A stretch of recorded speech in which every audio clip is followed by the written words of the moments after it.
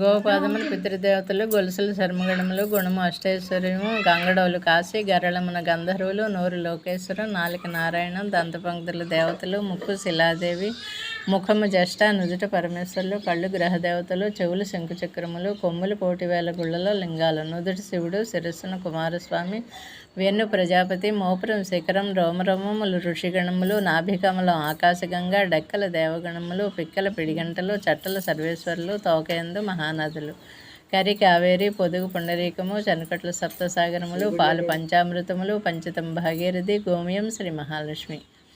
గోవును వర్ణించిన గొంతు వచ్చింది.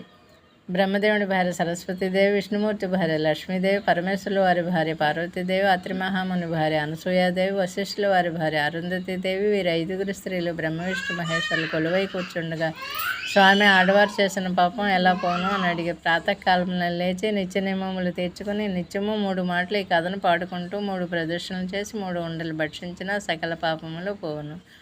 ముట్టు కలిసిన పాపం, అంటి కలిసిన పాపం, అజ్ఞానంతో చేసిన పాపం, జ్ఞానంతో చేసిన పాపం, పరపురుషుని భావించి చూసిన పాపం, యతీశ్వరుని వెలనాడిన పాపం, పురుషుని వెలపంక్తి భేదం చేసిన పాపం, బంగారం దొంగిలించిన పాపం, శ్రీహత్య గోహత్య శిశుహత్య బ్రహ్మహత్య మొదలగు సమస్త పాపములు పరిహారమగును.